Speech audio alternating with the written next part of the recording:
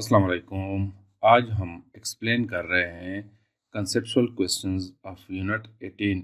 ये जो स्क्रीन पे आपको नज़र आ रहे हैं ये वो तमाम कंसेप्चुअल क्वेश्चन है जो आपकी बुक में दिए गए हैं। तो आज के इस लेक्चर में हम इन तमाम क्वेश्चंस को एक्सप्लेन करेंगे। क्वेश्चन नंबर 1 कहता है कि the atomic number of one particular isotope is equal to its mass number, which isotope is it. ये कहता है कि एक आइसोटोप है जिसमें एटॉमिक नंबर उसके मास नंबर के बराबर है, वो आइसोटोप कौन सा है। देखो हमें पता है कि हाइड्रोजन के 3 आइसोटोप्स हैं। अगर मैं देखो ये एक आइसोटोप है जिसमें एक प्रोटॉन है, तो एटॉमिक मास इसका 1 है और एटॉमिक नंबर भी उसका 1 है। तो यहाँ पे मैं लिखता हूँ कि एटॉमिक मास जो है इट इज इक्वल टू 1 और एटॉमिक नंबर Z जो है ये भी 1 के बराबर है। और हाइड्रोजन का दूसरा आइसोटोप है उसको हम कहते हैं ड्यूट्रियम। तो उसमें एक प्रोटॉन है, P जो है 1 है और न्यूट्रॉन भी 1 है और इलेक्ट्रॉन भी 1 है। तो इसका एटॉमिक मास 2 है और एटॉमिक नंबर 1 है। और तीसरा हाइड्रोजन आइसोटोप है ट्रिटियम, जिसमें 2 न्यूट्रॉन है और एक प्रोटॉन है और एक इलेक्ट्रॉन है। तो यहाँ पे इन 3 आइसोटोप्स में से प्रोटियम जो है एक ऐसा आइसोटोप है जिसमें एटॉमिक मास और एटॉमिक नंबर जो है वो दोनों इक्वल है। क्वेश्चन नंबर 2 कहता है कि which one is likely to exposed a film kept in a cardboard box, alpha particle और बीटा एक्सप्लेन। ये कहता है कि एक फोटोग्राफिक फिल्म है उसको कार्डबोर्ड में रखा गया है जैसे कि आपको नजर आ रहा है। तो इसमें कौन से पार्टिकल पे ज्यादा एक्सपोज्ड है, मतलब यह है कि कौन सा अल्फा पार्टिकल उसमें ज्यादा डीपली जो है वो ट्रेवल करेगा। देखो हमें पता है कि अल्फा पार्टिकल जो है it is a helium nuclei और बीटा पार्टिकल यहाँ पे जो हम डिस्कस कर रहे हैं बीटा माइनस डिस्कस कर रहे हैं। देखो अगर हम इस हीलियम न्यूक्लियाई को देखें इसका एटॉमिक चार्ज 2 है और एटॉमिक मास 4 है। तो यहाँ पे इसकी चार्ज ज्यादा है जिसकी वजह से इसकी आयोनाइजेशन पावर ज्यादा है और एटॉमिक मास ज्यादा है। तो लिहाजा इसकी पेनिट्रेटिंग पावर कम है और आयोनाइजेशन पावर इसकी ज्यादा है। इसके मुकाबले में ये नेगेटिवली चार्ज है और इसकी मास जो है वो 8000 टाइम्स लेस है than the mass of alpha particle और यहाँ पे चार्ज भी कम है, जिसकी वजह से ये किसी भी मटेरियल में ज्यादा डीपली ट्रेवल कर सकता है। तो due to less charge and less mass as compare to alpha particle, ये डीपली फोटोग्राफिक प्लेट में इंटर होता है, यानी फोटोग्राफिक प्लेट बीटा पार्टिकल को ज्यादा एक्सपोज्ड है as compare to alpha particle. Question number 3 कहता है कि is it possible for a form of heavy hydrogen to decay by emitting an alpha particle, explain. ये कहता है कि हेवी हाइड्रोजन के लिए क्या ये पॉसिबल है कि वो अल्फा पार्टिकल इमिट करे। देखो हमें पता है जैसे मैंने अभी पहले बताया, दोबारा यहाँ पे मैं लिखता हूँ कि हाइड्रोजन के 3 आइसोटोप हैं। एक को हम प्रोटियम कहते हैं, दूसरे को हम ड्यूट्रियम कहते हैं और तीसरे को हम ट्रिटियम कहते हैं। तो यहाँ पे ड्यूट्रियम को हम हेवी हाइड्रोजन कहते हैं।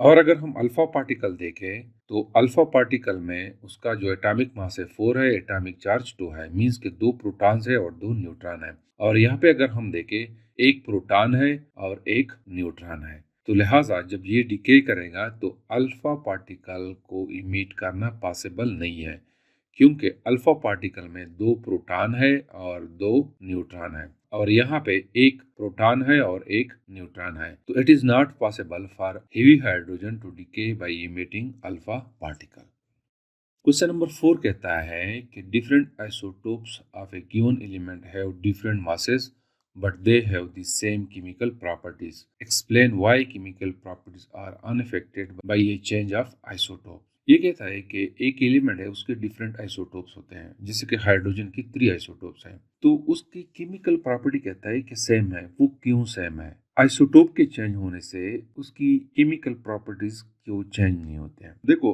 हम कहते हैं कि अगर एक एलिमेंट है उसके आइसोटोप्स है तो उस आइसोटोप्स में नंबर ऑफ प्रोटॉन्स सेम होते हैं। तमाम आइसोटोप्स में नंबर ऑफ प्रोटॉन्स सेम होते हैं।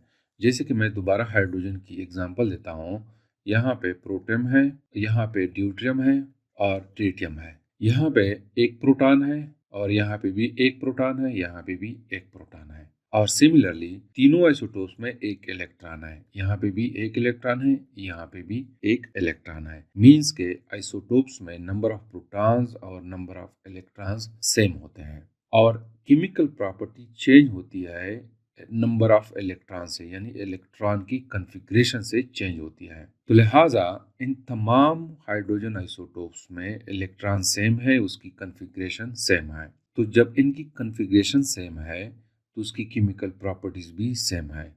Number of neutron in the nucleus के साथ केमिकल प्रॉपर्टी चेंज नहीं होती है। यहाँ पे number of neutron just different है, प्रोटॉन सेम है और इलेक्ट्रॉन सेम है और केमिकल प्रॉपर्टी डिपेंड्स करती है इलेक्ट्रॉन की कॉन्फ़िगरेशन पे। तो तीनों आइसोटोप्स में इलेक्ट्रॉन सेम है, तो लिहाजा इसकी केमिकल प्रॉपर्टी अनअफेक्टेड है by a change of isotope. Question number 5 कहता है कि what fraction of a radioactive sample has decay after 2 half lives have elapsed। ये कहता है कि अगर एक रेडियोएक्टिव सैंपल है, उसकी जब 2 हाफ लाइफ गुजरती है तो कितनी अमाउंट ऑफ एटम्स जो है वो डिके करते हैं। तो यहाँ पे मैं लिखता हूँ कि मैं सपोज करता हूँ कि उसमें नंबर ऑफ एटम्स जो है, मैं यहाँ पे लिखता हूँ नंबर ऑफ एटम्स। एक एटम है, उसमें number of atoms n not है और हाफ लाइफ यहाँ पे हमें दिए गए n जो है it is equal to two. तो मैं लिखता हूँ according to the equation which we explained earlier कि n is equal to half to the power n into n naught. यहाँ पे इस इक्वेशन में अगर मैं लिख दूँ कि हाफ n की वैल्यू 2 है तो n नॉट हो जाएगा। तो n जो है 1/4 n नॉट और ये n जो है ये ऑन डीके एटम्स है। और हमें पता है कि नंबर ऑफ डीके एटम्स, जिसको मैं एन डैश से रिप्रेजेंट करता हूँ, number of decayed atoms it is equal to original atoms जो शुरू में एटम्स होते हैं यानी N naught minus number of undecayed atoms. तो ये जो है ऑन डीके एटम्स है तो मैं लिखता हूँ एन। अब हम क्या करते हैं कि इस एन की वैल्यू पुट करते हैं, तो N naught minus 1/4 N naught. यहाँ पे हम एलसीएम लेते हैं तो एलसीएम इसका हो जाएगा 4, तो मैं लिखता हूँ 4 minus 1 divided by 4 into N naught. तो एन डैश जो है इट इज इक्वल टू, यहाँ पे मैं लिखता हूँ कि N dash is equal to 3/4 N naught. तो इसका मतलब यह है कि after 2 half life the number of atoms decayed is equal to 3/4 N naught. यहाँ पे मैं एग्जांपल लेता हूँ कि फॉर एग्जांपल एन नॉट जो है वो इक्वल है 4000 के, तो मैं लिखता हूँ 3 एन नॉट में सपोज कर रहा हूँ 4000 डिवाइडेड बाई 4, तो it is equal to 12000 divided by 4। तो यहाँ से हमारे पास आएगा 3000। तो मतलब यह है कि अगर एन नॉट की वैल्यू 4000 है तो after 2 decays number of decay atoms जो है वो 3000 है। क्वेश्चन नंबर 6 कहता है कि can carbon 14 dating give the age of fossil dinosaur skeleton explain. ये कहता है कि एक डायनासोर है, उसकी एज जो है हम कार्बन डेटिंग के थ्रू फाइंड आउट कर सकते हैं कि नहीं। तो इसका आंसर है नो, क्योंकि हमें पता है कि कार्बन 14 की जो हाफ लाइफ है T of carbon 14 it is equal to 5730 years. तो इस हाफ लाइफ की वजह से हम किसी भी फाजिल की एज मालूम कर सकते हैं अगर वो ओल्ड हो 50,000 ईयर्स। इससे अगर किसी फाजिल पे ज़्यादा टाइम गुजर जाए तो उसमें कार्बन 14 की अमाउंट इंतहाई कम होती है। जब हम किसी डिटेक्टर को यूज़ करते हैं to find out the concentration of carbon 14 तो वो इंतहाई कम होती है। तो लिहाजा जब कार्बन 14 की कंसंट्रेशन डिटेक्टर से हमें कम मिलती है तो हम उसकी एज मालूम नहीं कर सकते हैं, क्योंकि 50,000 साल के बाद किसी भी फासिल में कार्बन 14 की कंसंट्रेशन, उसकी अमाउंट इंतहाई कम रहती है। और हमें पता है कि डायनासोर की एज जो मालूम की गई है वो है 66 मिलियंस ईयर से लेकर 252 मिलियंस ईयर्स। यहाँ पे मैं मिलियंस की जगह एम लिखता हूँ। तो देखो कार्बन की वजह से हम 50,000 साल तक तो मालूम कर सकते हैं, लेकिन इससे ज़्यादा हम मालूम नहीं कर सकते हैं। तो लिहाजा कार्बन डेटिंग जो है किसी भी डायनासोर की एज को फाइंड आउट करने के लिए इस्तेमाल नहीं कर सकते हैं। इसके लिए हम वो रेडियो एक्टिव एलिमेंट यूज करेंगे जिसकी हाफ लाइफ बहुत ज्यादा हो। क्वेश्चन नंबर 7 कहता है कि some food is treated with gamma radiation to kill bacteria. Why is there not a concern that people who eat such food might be consuming food containing gamma radiation. जिसे हम पढ़ चुके हैं application of radiation में कि हम food को preserve करते हैं बाय यूजिंग गामा रेज। तो हमें कहा गया है कि लोगों को ये हादसा क्यों नहीं है, लोग इस बारे में क्यों नहीं सोचते हैं कि वो ऐसे फूड यूज करते हैं जिसमें रेडिएशन पास हो, क्योंकि रेडिएशन से हेल्थ हैजर्ड प्रोड्यूस होते हैं, वो नुकसानदेह है। तो लोग इस बारे से क्यों नहीं सोचते, वो फूड क्यों यूज करते हैं।